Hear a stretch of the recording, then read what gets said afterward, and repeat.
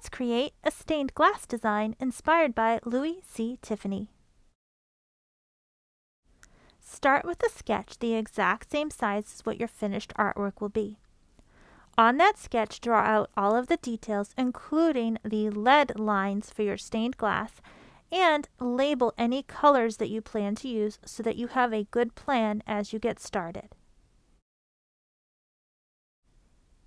Next, take your piece of clear acetate or transparency film and place it over your design. Be very careful to line up all of the edges and then tape it securely in place so that it doesn't move around while you're adding color.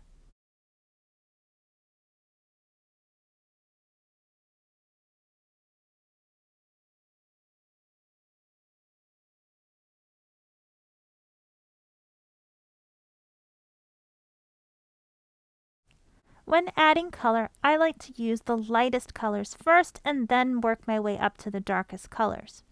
I'm not going to be adding any of the black lead lines until the very end.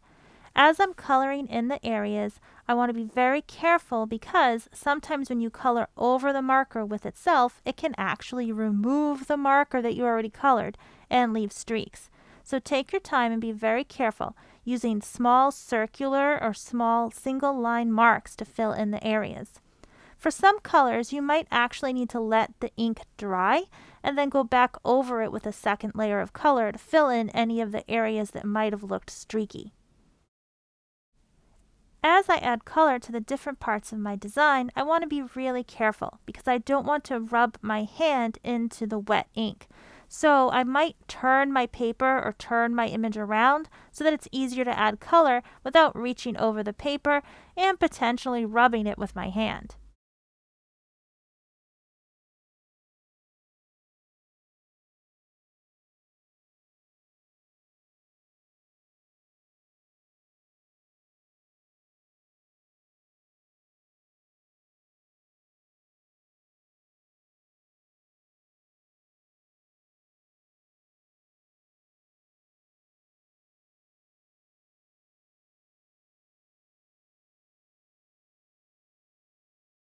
I like to move on to the border after I finish the central design because it's closer to the edge and I don't want to do it first and then rub my hand in the marker. So as I work on the border, I'm going to work the colors and make a pattern if I want to. And then when I get to the part where there's a piece of tape, I need to be very careful about peeling the tape up without shifting the paper, coloring it, and then not putting the tape directly onto the wet marker because it could remove the color again. So I have to be very careful about the parts where I've used tape to hold it in place.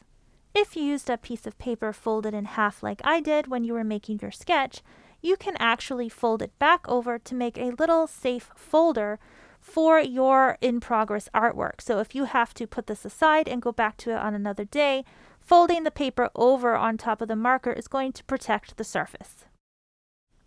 Now that I have all of the areas that I want to have colored in, I can go back with the black, which is the darkest color, and I'm going to use that for any areas that are fully colored in black as well as for any of the lead lines.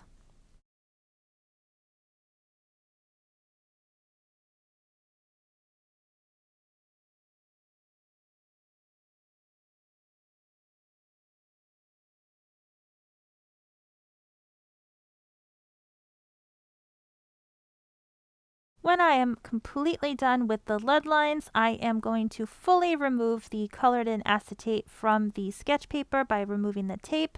And then I want to see what this looks like when it's just on a plain white background with no writing or sketch behind it. This is going to help me to see if I missed any areas or if anything needs a thicker line or more color added. So this is just a way to check your work and see if you missed anything. If you did, go on in and fix it and finish it up so that it is all completely colored in or the lines are completely thickly filled in and there's no uncolored or unmarked areas of acetate.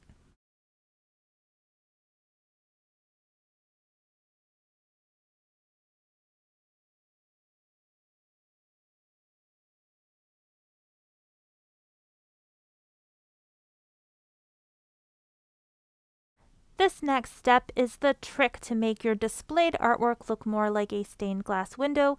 What you are going to do is take a piece of heavy aluminum foil cut to approximately the same size as your stained glass design, crumple it up just a little just so that it's not completely smooth, flatten it out, place it down, and then you're actually going to flip your drawing over so that the marker side is against the foil and the other side that you didn't put any marker on is the part that's now the top. This is going to prevent your marker from getting scratched or damaged when it's displayed. Once you have done that, you're going to tape the acetate piece to the aluminum foil piece.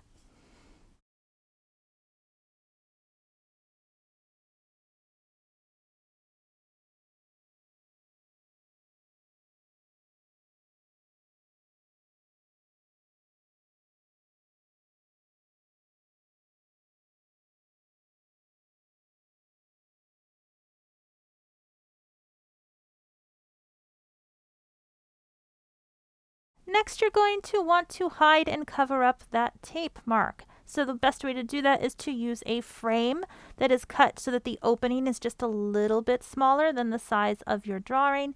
This is a frame that's just made out of black construction paper. Once you have that, you're going to place your drawing on the back of it and use tape to secure it in place.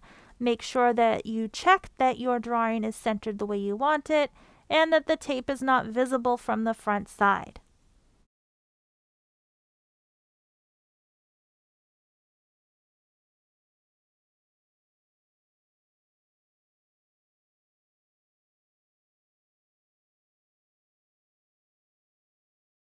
However, when you are planning to display this artwork, you might want to now put it on top of a mat, a colored mat.